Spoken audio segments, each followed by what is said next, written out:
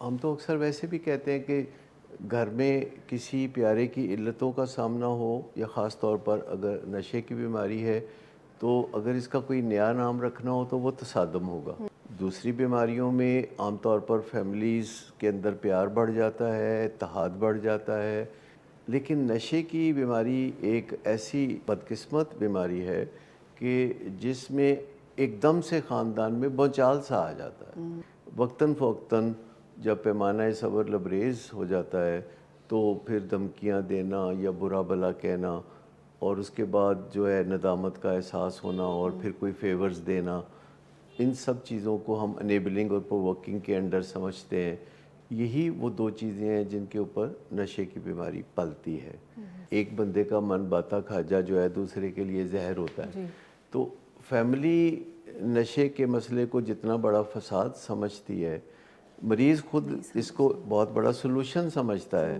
تو جب موقف میں اتنا زیادہ فرق ہو تو مذاکرات کے کامیاب ہونے کا کوئی امکان ہی نہیں ہے، اور اکثر مذاکرات شروع ہونے سے پہلے دھماکے سے اڑ جاتے ہیں۔ جب یونیورسٹی کے ماحول میں کوئی طالب علم پڑھنے کے لیے جاتا ہے اور اسے کہیں سے شراب پینے کی دعوت ملتی ہے تو اس کا امکان بہت کم ہے کہ وہ رد کرے گا۔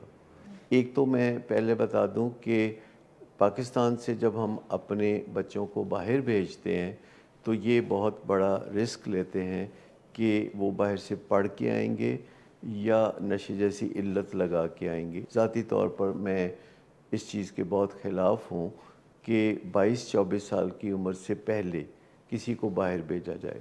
جوں مریض نشہ استعمال کرنا شروع کرتا ہے تو اس کے قول و قرار میں اور اس کے معمول میں فرق آنا شروع ہو جاتا ہے۔ تو ایسے میں گھر والوں اور مریض کے درمیان فرق جو ہے وہ بڑھتا چلا جاتا ہے۔ اس کو ہم کہہ سکتے ہیں کہ ان کے درمیان ایک بعد المشرقین ہو جاتا ہے۔ ہمارے دماغ میں دو مرکز ہیں خاص جن کا میں تذکرہ کرنا چاہوں گا۔ ایک ہے مرکز فسادات، اور ایک ہمارے دماغ کا حصہ ہے جو یہاں ماتھے کے بالکل سامنے ہوتا ہے، جسے ہم سیریبرل کارٹیکس کہتے ہیں یا مرکز تجلیات کہتے ہیں۔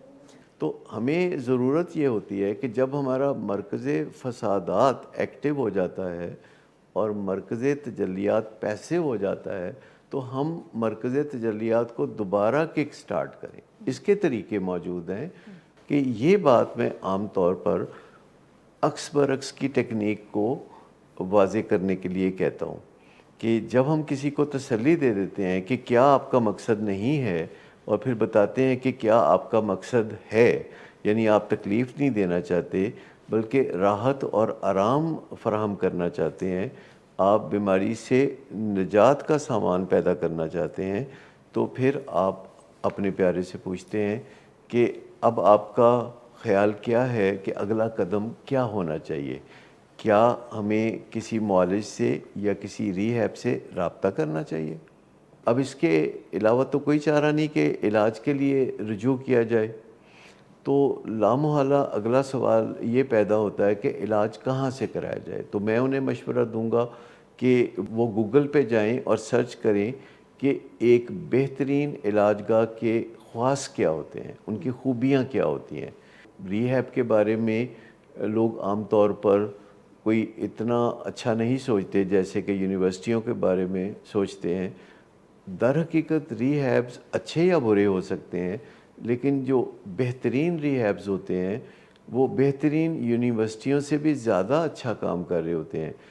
اگر آپ غرض مند ہیں اور آپ تلاش کرتے ہیں کہ آپ کے ملک میں بہترین ری ہیب کون سا ہے، تو آپ اس معاملے میں ری ہیب سے رابطہ کریں، اور یہ ذمہ داری پھر آپ ان پہ چھوڑ دیں کہ وہ آپ کو اپنی کامیابی کی داستانیں یا آپ کو اپنے طریقہ کار سے کیسے آگاہ کرتے ہیں، اور آپ کو کیسے کنونس کرتے ہیں کہ آپ کا پیارا اگر ری ہیب میں جائے گا تو وہ زندگی میں آگے خوشحالی کی منزلیں طے کرے گا اور آپ کے گھر میں امن و سکون واپس لوٹ آئے گا۔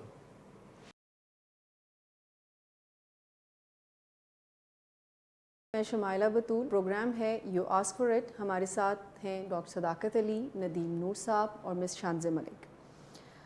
سر، ہمیں ایک فادر نے ای میل کیا اپنا مسئلہ، اور انہوں نے آپ کی رہنمائی چاہیے. میں چاہوں گی کہ پہلے ہم اس کو پڑھ لیں. السلام علیکم ڈاکٹر صداقت. میں ایک نامور خاندان سے تعلق رکھتا ہوں. لوگ ایسی زندگی کے خواب دیکھتے ہیں. مجھ سے پوچھیں تو ہمارا گھر دکھی انسانوں کا ڈیرا ہے. نشے کی بیماری نے ہمارے گھر کو ٹکڑوں میں بدل دیا ہے. ہر دن دنگا فساد اور ہر رات آنسوؤں کی برسات ہے. ہر کوشش کے باوجود ہم 26 سالہ بیٹے کو نشے کی دلدل سے نہیں نکال سکے. پڑھنے کے لیے باہر بھیجا تھا، وہ گل سڑ کے آ گیا. 4 سال سے گھر میں ایک جنگ چل رہی ہے. دیکھو تو بھوتنا نظر آتا ہے. کتنی بھی اچھی نیت سے بات کریں وہ الزامات کی بوچھاڑ کر دیتا ہے. ہم لاکھ دفاع کریں بات تصادم پر ہی ختم ہوتی ہے. حالات اتنے خراب ہو جاتے ہیں کہ کئی دن چپ لگ جاتی ہے. ایک دوسرے کا سامنا کرنے سے ڈر لگتا ہے. ہمارے اور اس کے درمیان ایک بہت بڑی خلیج حائل ہو گئی ہے. وہ ہمیں اپنا دشمن سمجھتا ہے. ہمیں بھی وہ اپنا نہیں، کوئی پرایا لگتا ہے. ایسا لگتا ہے کہ یہ جنگ نشے کی بیماری کے خلاف نہیں بلکہ ایک دوسرے کے ساتھ چل رہی ہے. میں تو روگی ہو گیا ہوں. ساری زندگی لوگ مجھ سے رہنمائی لیتے رہے. آج خود مجھے مشورے کی ضرورت پڑ گئی ہے. پلیز میری مدد کیجیے. جاؤں تو کہاں جاؤں؟ اکثر لوگ سمجھتے ہیں کہ مشورہ کرنا کوئی کمزوری کی نشانی ہے، تو ایسا نہیں ہے. اس معاملے میں شیم کا جو تصور ہے اس سے نکلنے کی ضرورت ہے. ہم تو اکثر ویسے بھی کہتے ہیں کہ گھر میں کسی پیارے کی علتوں کا سامنا ہو، یا خاص طور پر اگر نشے کی بیماری ہے، تو اگر اس کا کوئی نیا نام رکھنا ہو تو وہ تصادم ہوگا. دوسری بیماریوں میں عام طور پر فیملیز کے اندر پیار بڑھ جاتا ہے، اتحاد بڑھ جاتا ہے. لیکن نشے کی بیماری ایک ایسی بدقسمت بیماری ہے کہ جس میں ایک دم سے خاندان میں بھونچال سا آ جاتا ہے، اور سب لوگ جو ہیں وہ غم و غصے سے آپے سے باہر ہو رہے ہوتے ہیں. تو وہ مجھے مثال یاد آتی ہے کہ جو مرغیاں ہوتی ہیں عام طور پر، جو خاص طور پر زیادہ انڈے دینے والی مرغیاں ہیں، وہ ٹھنگے بہت مارتی ہیں. تو پھر جو پولٹری والے ہیں عموماً ان کی چونچیں کاٹ دیتے ہیں. اب ظاہر ہے چونچیں کاٹنے سے ان کا جھگڑا تو نہیں ہوتا، یا وہ ٹھنگے تو نہیں مارتی، لیکن ان کی جو پرفارمنس ہے، یعنی انڈے دینے کا جو معاملہ ہے، اس میں بہت خرابی پیدا ہو جاتی ہے. فیملیز میں بھی جب نشے کا معاملہ ہوتا ہے اور ایک دوسرے کے ساتھ بہت جھگڑا فساد ہوتا ہے، تو مریض یا فیملی ممبرز جب آپس میں بات کرتے ہیں تو نتیجے میں کوئی فساد کرتا ہے اور کسی کو چپ لگ جاتی ہے. میں ایسی فیملیز کو جانتا ہوں جہاں 1 سال سے زیادہ عرصے تک نشے کی بیماری میں مبتلا بیٹے کا اپنے والد سے کبھی آمنا سامنا ہی نہ ہوا. آئی تھنک ان کو سوٹ کر رہا ہوگا نا. وقتاً فوقتاً جب پیمانہ صبر لبریز ہو جاتا ہے تو پھر دھمکیاں دینا یا برا بھلا کہنا، اور اس کے بعد جو ہے ندامت کا احساس ہونا، اور پھر کوئی فیورز دینا، ان سب چیزوں کو ہم انیبلنگ اور پرووکنگ کے انڈر سمجھتے ہیں. یہی وہ 2 چیزیں ہیں جن کے اوپر نشے کی بیماری پلتی ہے. اکثر اہل خانہ اس سے 2 باتیں کر رہے ہوتے ہیں. ایک یہ کہ تم نشہ چھوڑ دو، دوسرا یہ کہ تم نشہ کم کرو. اب ان دونوں باتوں پہ عمل کرنے کے لیے اس کے پاس جو ول پاور ہے وہ مریض کے پاس دستیاب نہیں ہوتی. لہٰذا بہتر یہ ہوتا ہے کہ یہ 2 باتیں نہ کہی جائیں بلکہ اسے مدد حاصل کرنے کے لیے کہا جائے. دوسری ایک یہ بات بھی ہوتی ہے کہ مریض اگر نشہ چھوڑ دے تو اہل خانہ کا مسئلہ ان کے خیال میں حل ہو جاتا ہے، لیکن خود پیشنٹ کے لیے مسئلہ حل نہیں ہوتا، اس کے لیے بحران پیدا ہو جاتا ہے. کیونکہ جو ہی وہ نشہ چھوڑتا ہے تو ابتدائی چند دن میں تو بڑی شدید تکلیفیں ہوتی ہیں، لیکن اس کے بعد بھی ایک سلگن سی چلتی رہتی ہے. موڈ ڈاؤن رہتا ہے، خالی پن محسوس ہوتا ہے، توانائی محسوس نہیں ہوتی، وہ عضو معطل ہو جاتا ہے. اس کو ہم ایک لفظ کے طور پر اگر کہیں تو یہ پُش مردگی کی ایک کیفیت ہوتی ہے، جیسے کہ آدھا زندہ اور آدھا مردہ ہوتا ہے. تو عام طور پر فیملی کو اتنے حساس موضوع پہ بات کرنے کی کوئی تربیت حاصل نہیں ہوتی. تو بہتر یہ ہوتا ہے کہ مشورہ کیا جائے. تو جیسے ہی مریض علاج میں آتا ہے، وہ انڈورز ہو یا آؤٹ ڈورز کا علاج ہو، تو ایک توقع جو فیملی کو ہوتی ہے وہ یہ ہے کہ اب سب ٹھیک ہو جائے گا، اس کو خوش ہونا چاہیے. اصل بات یہ ہے کہ وہ کہتے ہیں نا ون مینز میل از اندر مینز پوائزن. ایک بندے کا من باتا کھاجا جو ہے دوسرے کے لیے زہر ہوتا ہے. تو فیملی نشے کے مسئلے کو جتنا بڑا فساد سمجھتی ہے، مریض خود اس کو بہت بڑا سلوشن سمجھتا ہے. تو جب موقف میں اتنا زیادہ فرق ہو تو مذاکرات کے کامیاب ہونے کا کوئی امکان ہی نہیں ہے، اور اکثر مذاکرات شروع ہونے سے پہلے دھماکے سے اڑ جاتے ہیں. تو جو ہی ہم مریض سے کوئی بات کرنا شروع ہی کرتے ہیں تو وہ بدتمیزی شروع کر دیتا ہے، کیونکہ اسے بات چیت کرنا سوٹ نہیں کرتا. تو ایسے موقع پہ لازم ہے کہ جب ہم مریض سے بات کریں تو ہم اس کو تھوڑا سا پہلے تسلی دے دیں، اسے بتا دیں کہ ہم جو بات چیت کرنا چاہتے ہیں یہ کوئی جنگ و جدل نہیں ہے، ہم اس کا نقطہ نظر سننا چاہتے ہیں. زیادہ تر لوگوں کا یہ خیال ہے کہ لوگ لطف اٹھانے کے لیے یا سرور حاصل کرنے کے لیے یا مزہ لینے کے لیے نشہ کرتے ہیں. بظاہر نشہ کرنے والے ایسا ہی کرتے نظر آتے ہیں، لیکن نشے کا جو اوریجنلی وہ استعمال شروع کرتے ہیں وہ اس کی واحد وجہ یہ ہے کہ ان کا موڈ اور مزاج کسی نہ کسی طرح ان کے لیے تکلیف دہ ہوتا ہے. پھر جب وہ نشہ کرتے ہیں تو ان کا نہ صرف موڈ اور مزاج ٹھیک ہو جاتا ہے بلکہ ان کے اندر اتنی وافر اور فالتو انرجی آ جاتی ہے کہ پھر ان کا دل کرتا ہے پارٹی کرنے کو، ڈانس کرنے کو.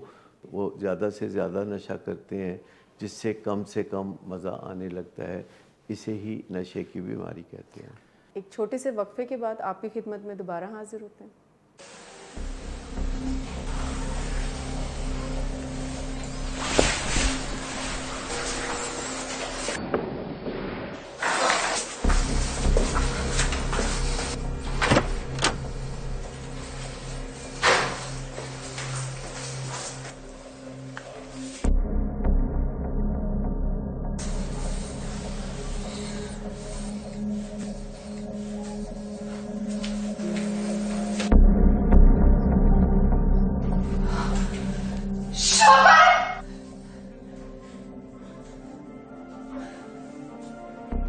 شراب نوشی کی وجہ کردار کی خرابی نہیں، موڈ کی خرابی ہے.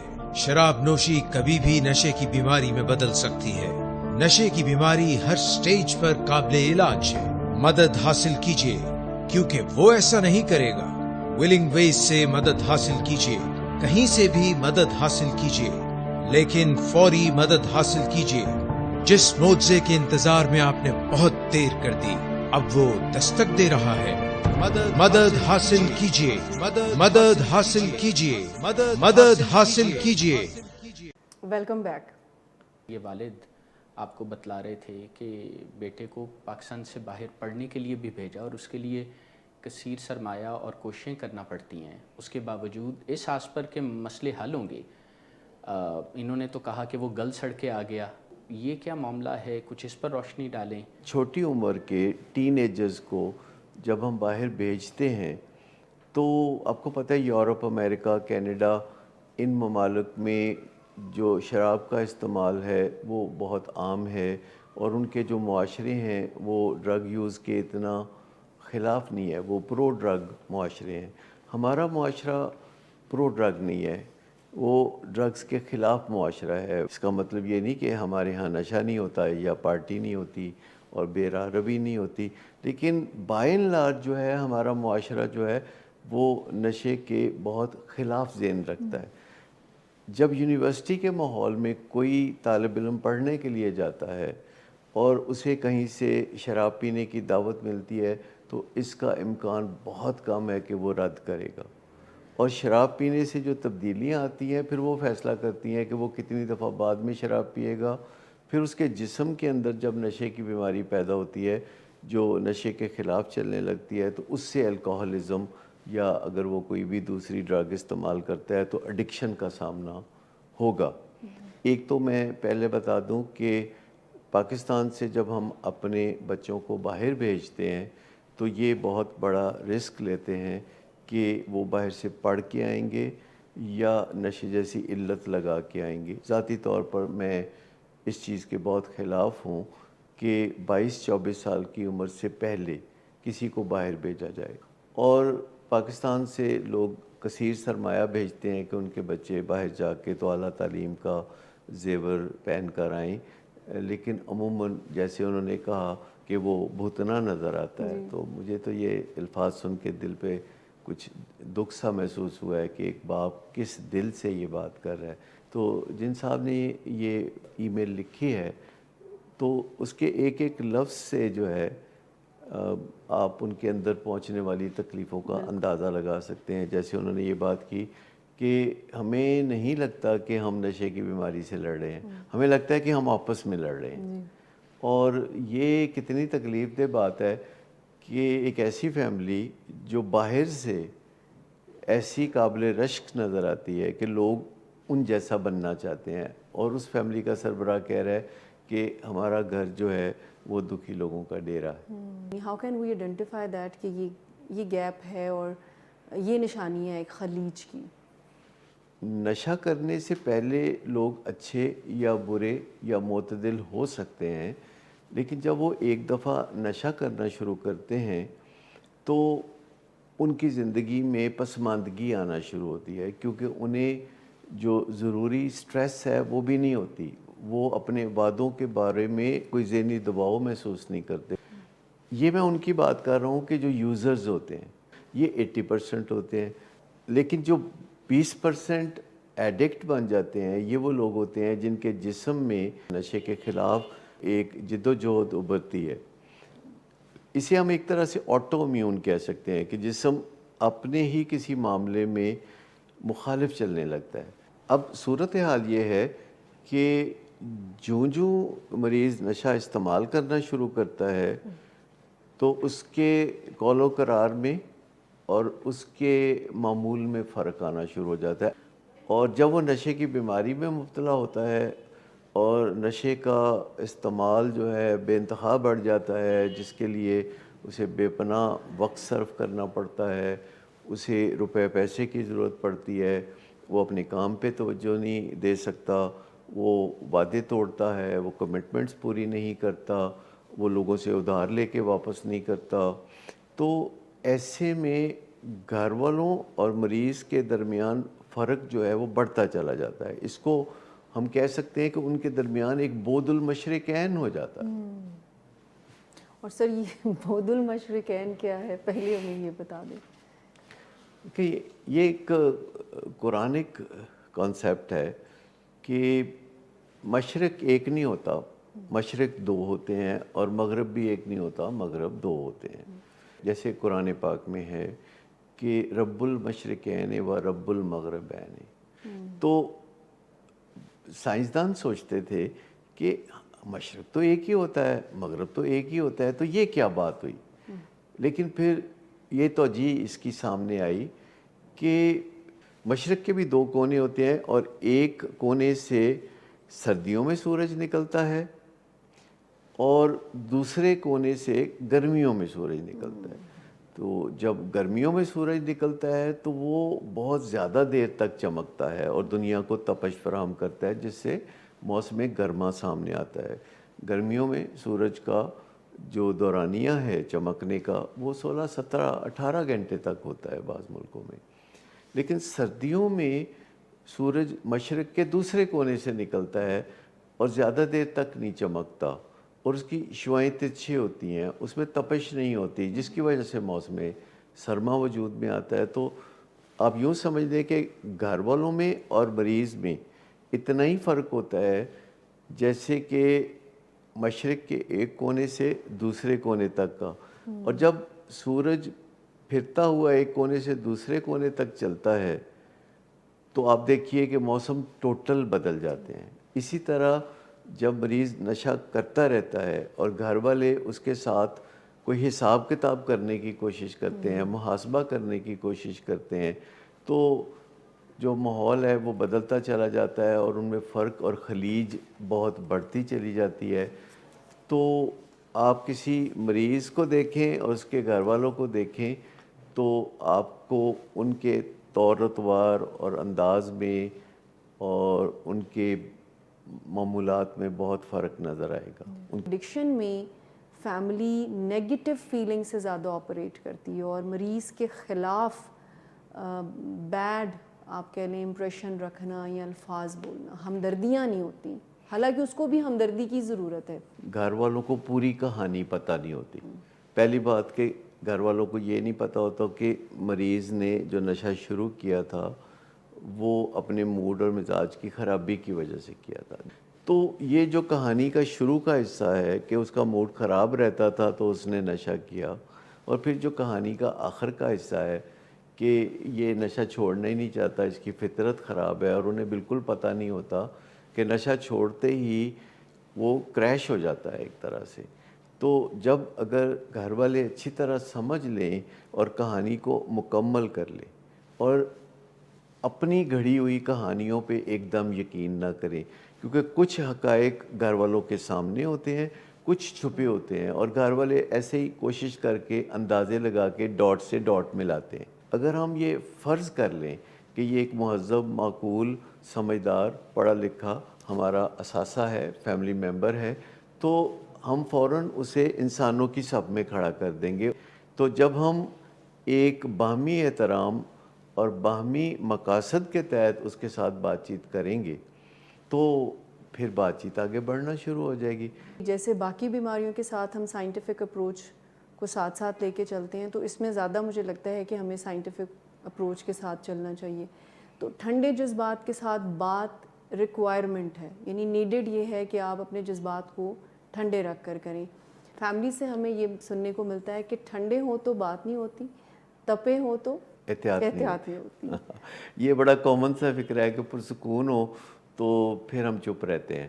ہم کہتے ہیں کہ چھوڑیں، اچھا بھلا وقت گزر رہا ہے تو کیا بات کرنی ہے. لیکن جب تپے ہوں تو پھر ہم بہت اچھے طریقے سے بھڑاس بھی بڑھاس نکالنے کو دل نکالتے میں ہیں، جاتا ہے. اور جو دل میں آتا ہے، جو جمع کیا ہوتا ہے، تو وہ ہم کہہ دیتے ہیں. مطلب وہ پیشنٹ کو ہرانے والی اسٹیٹ پہ آ جاتی ہے فیملی، کہ اس کو چپ کروا دیں کسی طرح سے، اور بس یہ چپ کر جو اور ہم صحیح ثابت ہو جائیں. یہ تو وہی بات ہے، کسی زمانے میں جب ابھی پاکستان بھی نہیں بنا تھا تو فوجوں کے پاس جو اسلحہ ہوتا تھا وہ کچھ اس قسم کا ہوتا تھا تو کہ اس کو چلانے سے پہلے دھوپ لگوانی پڑتی تھی.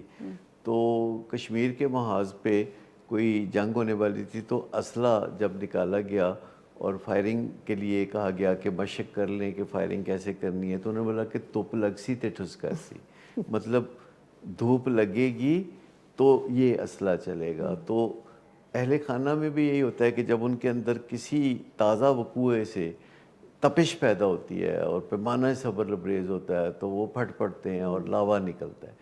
ایکچولی بات یہ ہے کہ ہمارے دماغ میں دو مرکز ہیں خاص جن کا میں تذکرہ کرنا چاہوں گا. ایک ہے مرکز فسادات، اسے امیگڈلا کہتے ہیں. امیگڈلا کا مطلب ہوتا ہے بادام جیسا، اور اس کا سائز بھی بادام جیسا ہوتا ہے. تو یہ دماغ میں ہمارے ناک سے کوئی 3.5 انچ پیچھے اور نیچے ہوتا ہے، اور یہ بے چینیوں کا گڑھ ہے. غصہ بھی یہیں آتا ہے اور ہم اسی سے بھڑک اٹھتے ہیں اور یہی ہمیں لڑنے بھڑنے پہ مجبور کرتا ہے. اور ایک ہمارے دماغ کا حصہ ہے جو یہاں ماتھے کے بالکل سامنے ہوتا ہے، جسے ہم سیریبرل کارٹیکس کہتے ہیں یا مرکز تجلیات کہتے ہیں. سر رک کے میں پوچھوں گی تجلیات کو ذرا. فسادات تو انڈرسٹینڈیبل ہیں، ہوتے جو رہتے ہیں سامنے سب کے. تجلیات کو میں چاہوں گی تھوڑا ڈیفائن کرنا. تجلی کا مطلب ہوتا ہے کوئی آمد ہونا، جیسے کوئی نفیس خیال آنا، کوئی کشف ہونا، کوئی ڈیوائن گائیڈنس جو ملتی ہے. جو انسان ایجادیں کرتے ہیں، آسانیاں پیدا کرتے ہیں اپنے لیے اور دوسروں کے لیے، وہ سارا کھیل یہاں یہ سیریبرل کارٹیکس میں ہوتا ہے. اس لیے ہم نے اس کا نام مرکز تجلیات رکھ دیا. اب یہ جو مرکز فسادات اور مرکز تجلیات ہے، یہ ایک ہی دماغ کے دو حصے ہیں اور ان میں آپس میں لوڈ شیڈنگ کا رشتہ ہے. تو ہم سب تو بہت اچھی طرح سمجھتے ہیں کہ لوڈ شیڈنگ کیا ہوتی ہے کہ ایک علاقے میں بجلی جاتی ہے تو دوسرے میں آ جاتی ہے. تو یہاں جو لوڈ شیڈنگ ہوتی ہے دوران خون کی ہوتی ہے. تو ایک طرف دوران خون اگر زیادہ ہوتا ہے تو دوسری طرف آٹومیٹیکلی دوران خون بہت کم ہو جاتا ہے، اور وائس ورسا. تو ہوتا یہ ہے کہ جو مرکز فسادات ہے یہ زیادہ تجربہ کار ہے، یہ کوئی 2.5 لاکھ سال سے انسان کے ساتھ ہے، اور جو مرکز تجلیات ہے یہ نوزائیدہ ہے، ابھی اس کو صرف 10,000 سال ہوئے ہیں، لہٰذا یہ اس کو سٹارٹ کرنا پڑتا ہے، یہ آسانی سے پھر سٹارٹ نہیں ہوتا، خاص طور پر جب کہ مرکز فسادات نے ادم مچایا ہو۔ مرکز فسادات کو سٹارٹ کرنے کی ضرورت نہیں ہوتی، وہ آنن فانن دیکھتے ہی ایک دم بڑک اٹھتا ہے، کیونکہ اس کا تجربہ بڑا طویل ہے۔ جنگل کے زمانے میں جب انسان کو کوئی شیر چیتا نظر آتا تھا تو سوچ بچار کی گنجائش نہیں ہوتی تھی، تو اس وقت یہ مرکز فسادات خون کی گردش ہاتھ پاؤں کی طرف کر دیتا تھا، تو انسان پھر یا تو لڑتا تھا یا بھاگتا تھا۔ آج کے زمانے میں ہمیں زیادہ ضرورت مرکز تجلیات کی ہے، جیسے کہ پڑھنے لکھنے کے کاموں میں ہمیں مرکز تجلیات مدد کرتا ہے، فہم و فراست میں یہاں سارا کام ہوتا ہے، ایجادات یہاں ہوتی ہیں، انسان زندگی کو سہل بناتا ہے۔ تو اس طرح کیونکہ جانوروں میں مرکز تجلیات نہیں ہوتا، صرف مرکز فسادات ہوتا ہے، تو آپ دیکھ لیں کہ جانور اپنے تمام معاملات جو ہیں وہ ایک دوسرے کو گھور کے، ٹھونگے مار کے، یا ایک دوسرے کے ساتھ لڑائی جھگڑا کر کے، فساد کر کے تو اپنے مسئلے حل کرتے ہیں۔ تو ہمیں ضرورت یہ ہوتی ہے کہ جب ہمارا مرکز فسادات ایکٹیو ہو جاتا ہے اور مرکز تجلیات پیسیو ہو جاتا ہے تو ہم مرکز تجلیات کو دوبارہ کک سٹارٹ کریں۔ اس کے طریقے موجود ہیں۔ اگر ہم کوئی ایسا پزل اپنے دماغ میں حل کریں، یا جیسے کوئی میتھمیٹیکل کویشچن حل کریں کہ 455 کو 777 سے کیسے ضرب دیں تو کیا جواب نکلے گا، اور آنکھیں بند کر کے ہم بار بار کوشش کر کے اگر اس کویشچن کو حل کر لیں تو اس سے مرکز تجلیات کک سٹارٹ ہو جائے گا، اور مرکز فسادات کی طرف خون کی گردش کم ہو جائے گی اور وہ پرسکون ہو جائے گا۔ آپ کوئی کتاب بھی پڑھ سکتے ہیں جس میں کوئی مشکل گتھی سلجھانے کی کوشش کی گئی ہو۔ عموماً سائنسدان جو ہے جب سوچ بچار کرتے ہیں یا وہ اپنے معاملات کو طے کر رہے ہوتے ہیں تو وہ زیادہ تر مرکز تجلیات سے کام لے رہے ہوتے ہیں، تو آپ نے دیکھا ہے کہ سائنسدان ذرا ٹھنڈے لوگ ہوتے ہیں۔ مرکز فسادات صرف برا ہی نہیں ہے، ہمارے بھاگ دوڑ کے کاموں میں بھی وہ ہماری مدد کرتا ہے، کیونکہ ورنہ اگر مرکز فسادات نہ ہوتا تو آگ لگنے کی صورت میں ہم پانی کی بالٹیاں پھینکنے کی بجائے سوچ بچار میں پڑ جاتے کہ یہ آگ لگی کیوں ہے اور اس کو بچایا کیسے جائے گا۔ تو جب ہمیں گھر میں کسی علتوں والے بندے سے واسطہ پڑ جاتا ہے، کوئی نشے کا مریض ہے یا کسی نے بے وفائی کی ہے، تو عموماً آسان نہیں ہوتا کہ مرکز تجلیات سے یا اپنے مرکز عقل سے رجوع کیا جائے۔ اس وقت ہم لوگ اتنے تپے ہوتے ہیں کہ ہم غصے سے یا ایک دوسرے کو شرمندہ کرنے سے مسئلہ حل کرنے کی کوشش کرتے ہیں، تو اس سے کوئی کامیابی نہیں ملتی۔ لہٰذا سب سے پہلے تو ہمیں پرسکون کرنے کی ضرورت ہے، پھر ہمیں یہ جاننے کی ضرورت ہے کہ بات چیت ایسے موقع پہ کی کیسے جاتی ہے، کیونکہ یہ بات چیت ہمیں ویسے زندگی میں، اسکول میں، کالج میں، کسی کلب میں یا کسی ملازمت میں سکھائی نہیں جاتی باقاعدگی سے، یہ پھر ہم ضرورت کے تحت سیکھتے ہیں۔ میں اکثر اس موضوع پہ کچھ کتابیں لکھتا رہتا ہوں، اور میں جب ہاتھ سے اسکرپٹ لکھتا ہوں تو ظاہر ہے ڈاکٹروں کی لکھائی کوئی ایسی نہیں ہوتی جو آسانی سے پڑھی جائے، تو جو ٹائپ کرنے والے صاحب ہیں تو وہ ان کو جو بھی لفظ سمجھ میں نہیں آتا تو وہ اپنی صواب دید کے مطابق اس کو ٹائپ کر دیتے ہیں جیسا کہ وہ سمجھتے ہیں کہ شاید یہ لکھا ہوگا۔ تو پچھلے دنوں ایک تحریر میں ایک جگہ میں ایک والد کا ڈائلاگ لکھ رہا تھا کہ جس نے کہا تھا کہ جب میرے بچے چھوٹے تھے تو میں تو کاروبار میں بہت مصروف رہتا تھا، تو بچوں سے ان کی ماں ہی ڈیل کرتی تھی، تو جب انہوں نے ٹائپ کر کے میرے سامنے رکھا تو اس پہ لکھا تھا کہ جب میرے بچے چھوٹے تھے تو میں تو بہت کاروبار میں مصروف رہتا تھا، بچوں کو ان کی ماں ہی ذلیل کرتی تھی۔ تو میں بہت پریشان ہوا اور اسے بلا کے میں نے پوچھا کہ یہ آپ نے کیا لکھا ہے؟ کہتا مجھے لگا کہ شاید آپ نے یہی لکھا ہوگا، جیسے ان کو یہ لگا ہوگا کہ ماؤں کا کام صرف ذلیل کرنا ہی ہے۔ اچھا اب یہ آپ یوں سمجھ لیں کہ معاشرے میں ایج اولڈ میتھڈ ہے، یہ بہت پرانا طریقہ ہے کہ کسی بندے کی غلطی کو پکڑو، ہو سکے تو ریڈ ہینڈڈ پکڑو اور پھر اس کو شرمندہ کرو. فیوریٹ کام اس بندے کے لیے یہ ہوگا کہ مجھے ذلیل کیا جا رہا ہے. تو میں سمجھتا ہوں کہ بات چیت میں جو ہے پہلے طریقہ سلیقہ سیکھنے کی ضرورت ہوگی. خاص طور پر گفتگو کے آغاز میں کوئی بہت زیادہ ہوائی فائرنگ کرنے کی ضرورت نہیں ہے.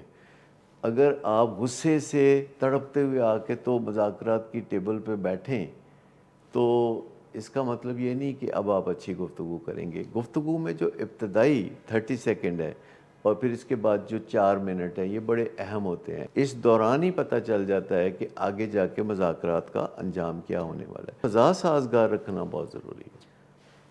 لیتے ہیں ایک چھوٹا سا وقفہ.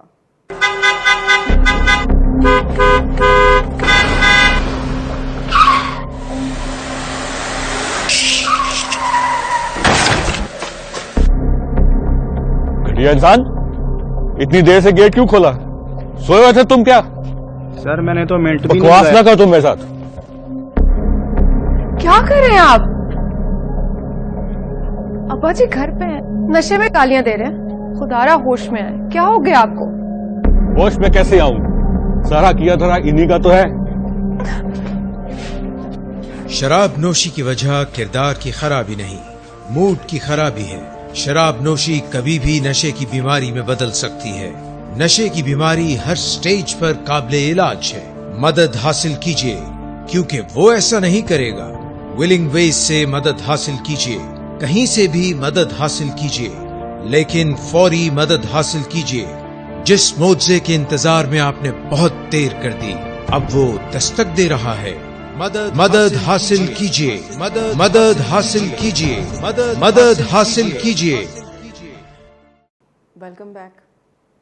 اگر گیپ پیدا ہو ہی گیا ہے تو کن چیزوں سے باز رہنا ضروری ہے؟ اگر ہمیں یہ پتہ ہو کہ ہمیں کن چیزوں سے باز رہنا ہے تو سمجھ لیں کہ ہم نے آدھی جنگ جیت لی ہے. تو پہلی بات یہ ہے کہ ہمیں اس وقت بات چیت نہیں کرنی چاہیے کہ جب ہم غصے میں ہوں. ہمیں تب بھی بات چیت نہیں کرنی چاہیے جب کہ کوئی تازہ وقوع ہوا ہے. پھر ہمیں پتہ ہونا چاہیے کہ جو ہم نے بات چیت کرنی ہے وہ کس موضوع پہ کرنی ہے. ایک ساتھ کئی موضوعات پہ بڑھاس نکالنا تو ممکن ہے، بات چیت نہیں ممکن. اور ہمیں نشہ چھوڑنے اور نشہ کم کرنے پہ بات چیت نہیں کرنی چاہیے بلکہ علاج اور مدد حاصل کرنے پہ بات چیت کرنا چاہیے. اچھا، جتنی بھی بات چیت ہم کریں وہ اشارے کنائے میں نہیں کرنی چاہیے. یعنی ایسے ہی بھویں اونچے کر کے ماتھے پہ تیوڑی ڈال کے باڈی لینگویج خراب کر کے تصور کرنا کہ اگلے کو خود ہی پتہ چل جائے گا، یہ ریئلائز کر لے گا، تو وہ اس کا غلط مطلب بھی نکال سکتا ہے. دوسری بات یہ ہے کہ ہمیں گول مول باتیں نہیں کرنی چاہیے. جیسے میرے ایک دوست ہیں تو انہوں نے کہا کہ میں نے اپنے بھائی کو فون کیا جس نے نشہ دوبارہ شروع کر لیا تھا کہ آپ کو پتہ ہے میں نے صبح ہی صبح آپ کو فون کیوں کیا ہے ناشتے سے بھی پہلے؟ تو بھائی نے جواب دیا کہ آپ نے مجھے گاڑی کی مبارکباد دینے کے لیے فون کیا ہوگا کیونکہ کل ہی میں نے مرسیڈیز خریدی ہے. نے کہا نہیں، مجھے تو پتہ ہی نہیں تھا مبارک ہو. تو کہتا ہے پھر بتائیں میں نے کس لیے فون کیا؟ کہتا ہے کہ میں نے قیوم کی جو ہے وہ منگنی کی ہے آپ کے دوست کے ہاں، تو اس نے آپ کو بتایا ہوگا کہ میں ان کے گھر گیا تھا اور رشتہ طے کیا اور منگنی کی ہے. کہتا ہے مبارک ہو، اچھا کیا آپ نے اس کی شادی کے بارے میں بھی سوچا، لیکن یہ بات نہیں، بات کچھ اور ہے. تو یہ جو ایک ہوتا ہے بوجھو تو جانے، یہ نہیں کرنا.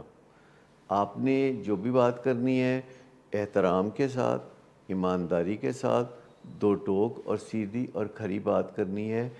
بعض اوقات لوگ اس طرح بھی کرتے ہیں کہ نشے کے مریض کی کسی حرکت کا ان کو پتہ ہوتا ہے اور وہ ظاہر کرتے ہیں کہ ہمیں نہیں پتہ، اور اس سے پھر پوچھتے ہیں تو وہ جھوٹ بولتا ہے، تو پھر اس کو ایک طرح سے ہم گھیر لیتے ہیں. جیسے ایک بیوی نے اپنے خامد سے پوچھا سنائیے آج دن کیسا گزرا، کاروبار کام کاج کیسا تھا؟ تو خامد نے کہا کہ ٹھیک ٹھاک، فرسٹ کلاس، بہت اچھا دن گزرا. کہتے ہیں ایک کمال ہے، آپ کس ڈٹائی سے جھوٹ بول رہے ہیں، سارا دن آپ شراب پیتے رہے ریٹائرنگ روم میں، اور جب آپ کے پارٹنر نے وہاں پڑاؤ ڈال لیا تو آپ نے بے عزتی کر کے اس کو نکال دیا، اس کو ٹھیک ٹھاک کہتے ہیں؟ تو اس طریقے سے کسی کو بلف کر کے یا کوئی سٹنگ آپریشن کر کے گھیرنے کی کوشش نہیں کرنی چاہیے، کیونکہ اس سے تعلقات خراب سے خراب تر ہوتے چلے جاتے ہیں۔ تصادم کی وجہ سے نشے کے مریض کے گھر میں لوگ چھوٹے چھوٹے ٹکڑوں یا جزیروں میں بٹ جاتے ہیں، اس معاملے میں کیا کیا جائے کہ اصل موضوع پر توجہ آ جائے؟ دیکھیے، جو گھر کا ٹکڑوں میں بٹ جانا ہے، یہ صورتحال بہت خوفناک ہوتی ہے۔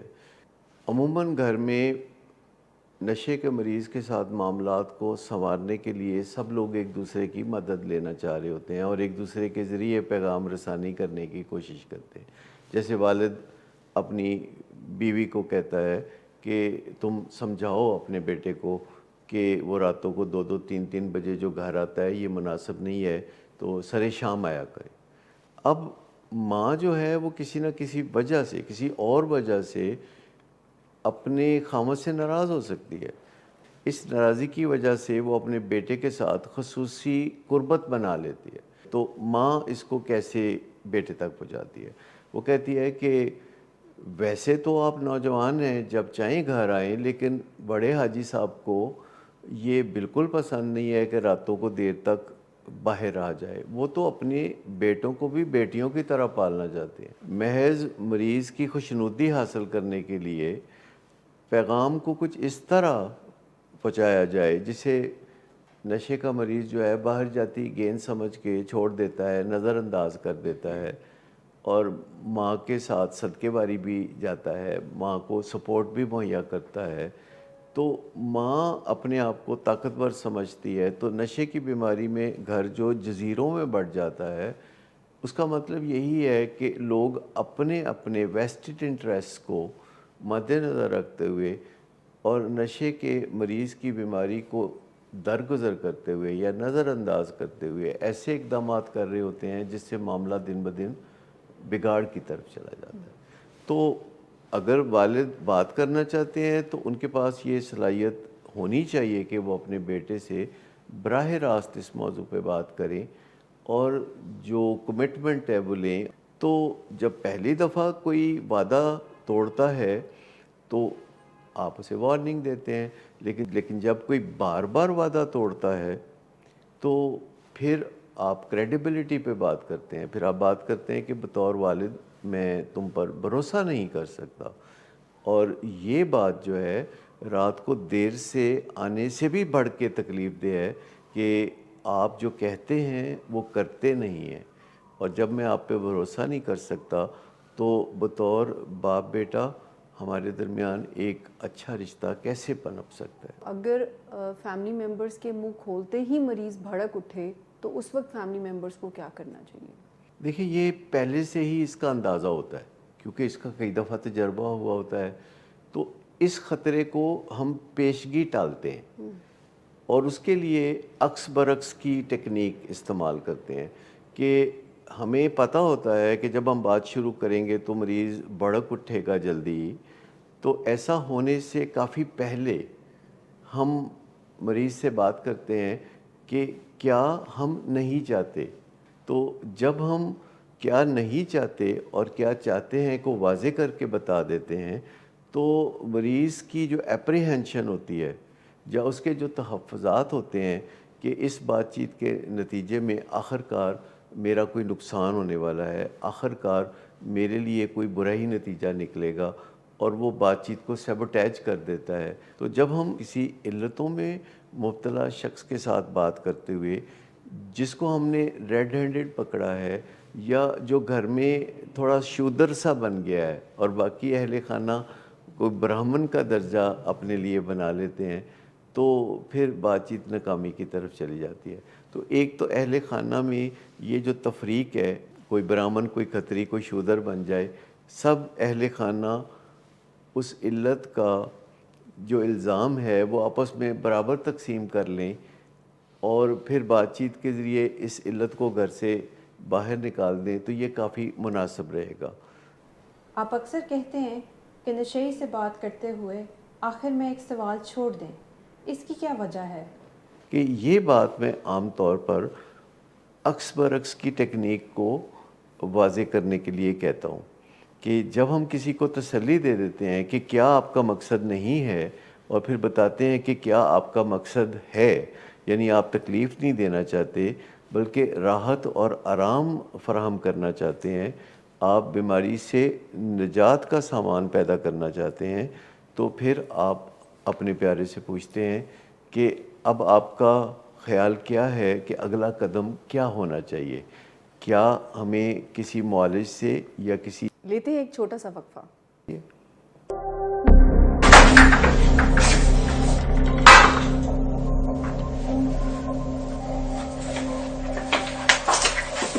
آج پھر بھی کرایا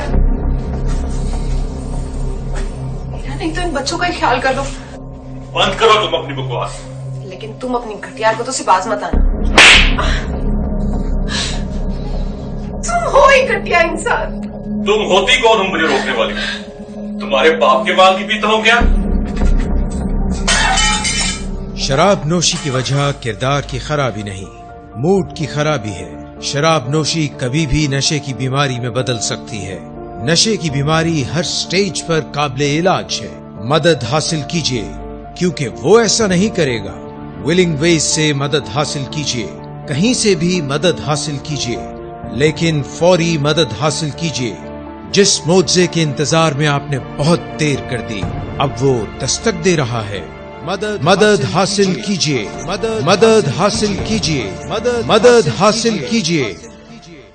ایک ایسا تحفظ جو کہ پیشنٹ کو بات کرتے ہوئے فیل ہو کہ جی میری کوئی بےعزتی پروگرام نہیں ہوگا، ایکچولی میں مجھ سے بات کی جا رہی ہے، اس کو کریٹ کیسے کرے فیملی؟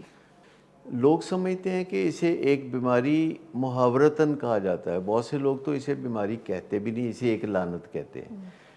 در حقیقت یہ بالکل ویسی بیماری ہے جیسی کہ ڈائبٹیز یا دل کی بیماری یا جوڑوں کا درد یا دمہ.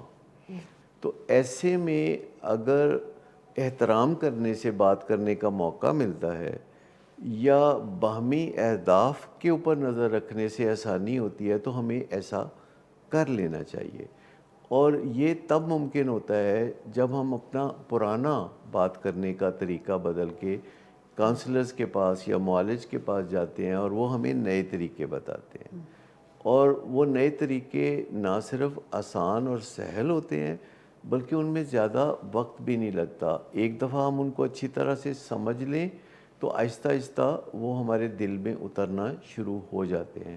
تو جب ہم ایروگنس سے نکل آئیں، تکبر سے نکل آئیں اور ہمارے سامنے ایک مقصد ہو اور وہ باہمی مقصد ہو اور سب گھر والے ایک پیج پہ ہوں اور سب کی طاقت جو ہے وہ ایک دوسرے کے خلاف خرچ ہونے کی بجائے بیماری کے خلاف خرچ ہو رہی ہو، تو کسی معالج کی رہنمائی بھی میسر ہو اور آپ کسی اچھے ریہیب کے ساتھ جڑ کے کام کر رہے ہوں، تو قدم بہ قدم آپ اپنی منزل کے قریب ہی جا رہے ہوں. آپ کتنا بھی آہستہ چلیں تو پہنچیں گے آپ ایک اچھی منزل پر ہی. مریض کو حقائق کیسے بتائے جائیں؟ ہم نے صرف اتنی بات کرنی ہوتی ہے کہ ہم نے کس حقیقت کو دریافت کیا ہے، کیونکہ حقائق وہ ہوتے ہیں جن کی آپ تحقیق کر کے ثابت کر چکے ہوتے ہیں کہ اس میں کوئی شک و شبے والی بات نہیں. پہلے آپ بتاتے ہیں کہ آپ نے کیا دیکھا یا سنا، پھر آپ بتاتے ہیں کہ آپ نے کیا محسوس کیا، پھر آپ بتاتے ہیں کہ اس موقع پہ آپ نے کیا کیا. چوتھے نمبر پہ پھر بتائیں کہ آپ کو کسی کاؤنسلر سے یا معالج سے مشورہ کرنا چاہیے تھا کیونکہ آپ کو پتہ نہیں تھا کہ ایسی سچویشن میں کیا کرتے ہیں. تو پھر آپ یہ بھی بتاتے ہیں کہ آپ اس سے پیار کرتے ہیں، آپ اس کی عزت کرتے ہیں، آپ اسے اپنا اثاثہ سمجھتے ہیں اور پھر ساتھ ہی آپ اسے مدد حاصل کرنے کے لیے کہتے ہیں. تو اسے ہم انٹرونشن ڈیٹا بھی کہتے ہیں، جس میں تمام اہل خانہ مل جل کر تربیت حاصل کرتے ہیں اور ایسے مشاہدات تحریر میں لاتے ہیں، اسکرپٹ بناتے ہیں اور پھر اکٹھے جا کے مریض کو ملتے ہیں اور باری باری یہ سارے مشاہدات اس کے گوشے گزار کرتے ہیں. تو اس میں ہمیں حقائق بتاتے ہوئے یہ بھی ذہن میں رکھنا چاہیے، ہم نے فیکٹ بتانا ہے، ہم نے نتیجہ نہیں نکالنا. ڈاکٹر صاحب، نشے کے مریض اور اہل خانہ کے درمیان بہت بڑی خلیج حائل ہوتی ہے. اس خلیج کو ختم کرنے کا کام کیسے اور کہاں سے شروع کیا جائے؟ دیکھیے، سب سے پہلے تو ہمیں کچھ چیزیں واضح نظر آ رہی ہوتی ہیں جو کہ ہم خرابیاں کہہ سکتے ہیں یا ہم فرق کہہ سکتے ہیں جو کہ اہل خانہ اور نشے کے مریض کے درمیان ہوتا ہے.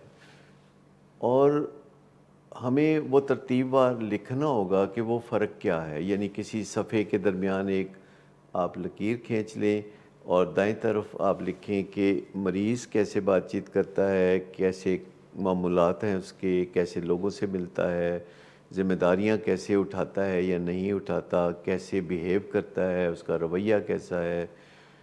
اور دوسری طرف ہم اپنا یعنی فیملی کے رویے اسی طرح لکھ لیتے ہیں جو کہ مناسب ہیں یا غیر مناسب ہیں. تو کوشش کر کے اچھی طرح اپنے دل میں جھانک کے پوری ایمانداری سے ہم ایشوز فریم کر لیتے ہیں.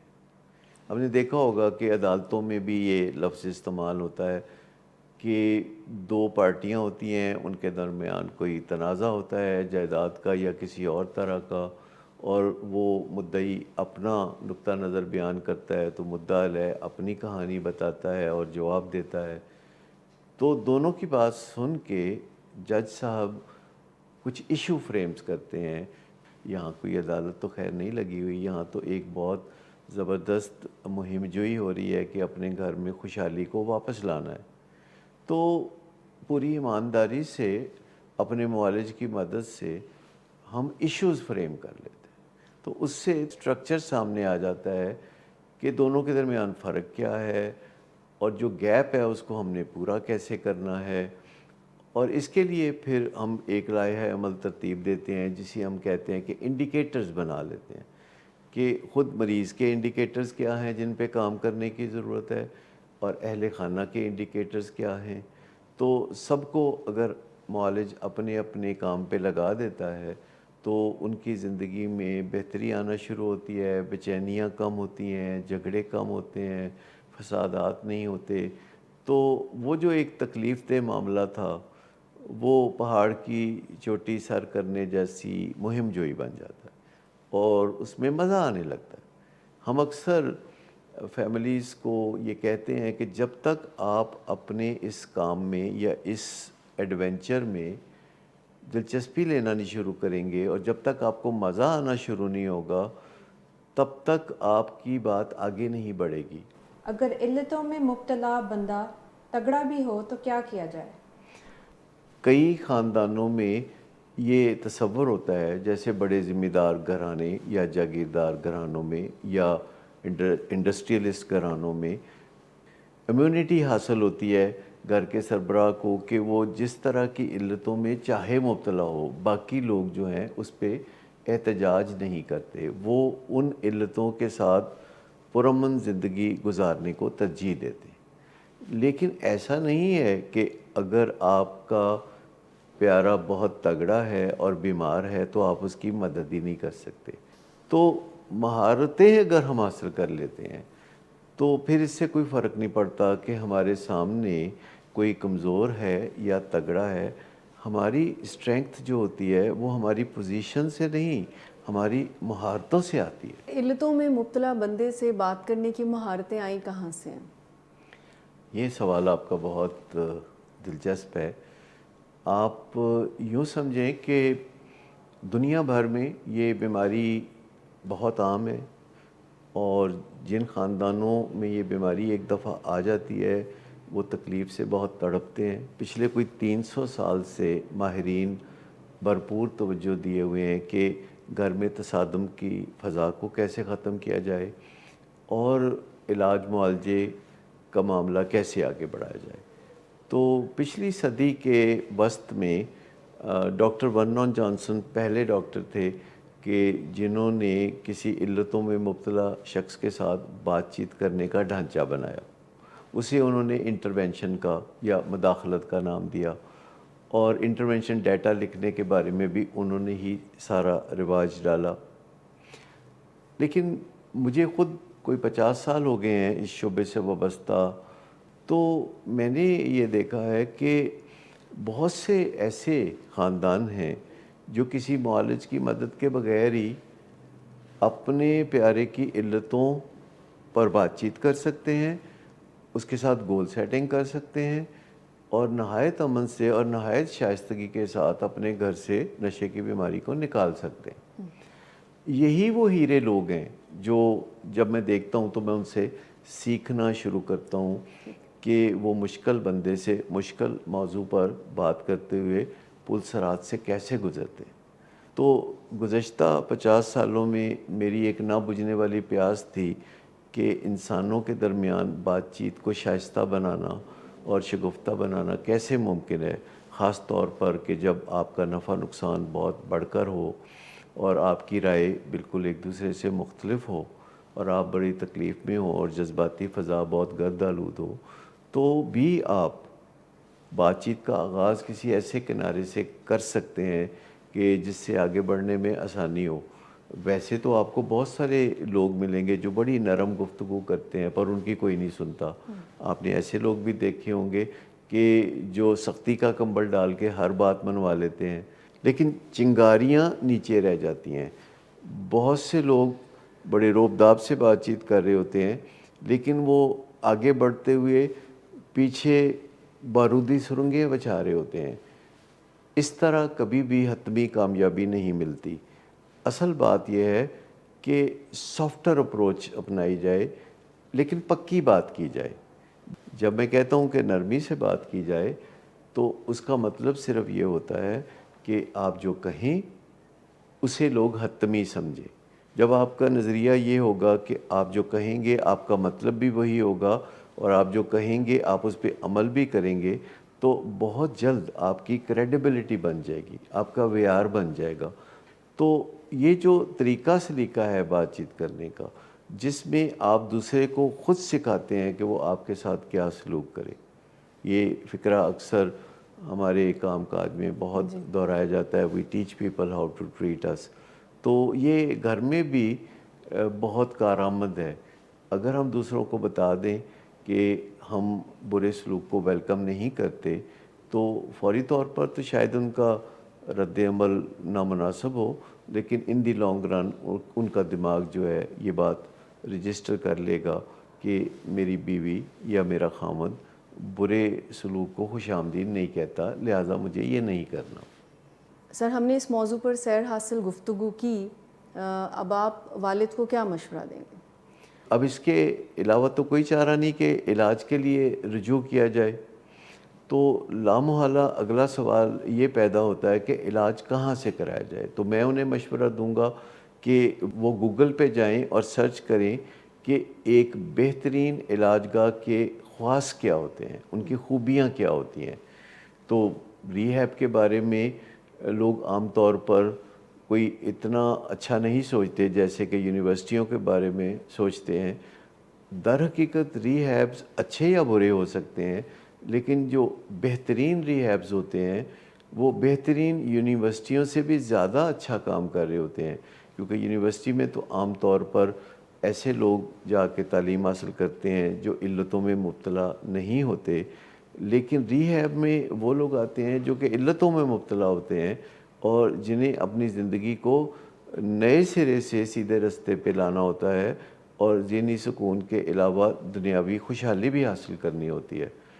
اگر آپ غرض مند ہیں اور آپ تلاش کرتے ہیں کہ آپ کے ملک میں بہترین ریہیب کون سا ہے، تو آپ اس معاملے میں ریہیب سے رابطہ کریں اور یہ ذمہ داری پھر آپ ان پہ چھوڑ دیں کہ وہ آپ کو اپنی کامیابی کی داستانیں یا آپ کو اپنے طریقہ کار سے کیسے آگاہ کرتے ہیں اور آپ کو کیسے کنونس کرتے ہیں کہ آپ کا پیارا اگر ریہیب میں جائے گا تو وہ زندگی میں آگے خوشحالی کی منزلیں طے کرے گا اور آپ کے گھر میں امن و سکون واپس لوٹ آئے گا۔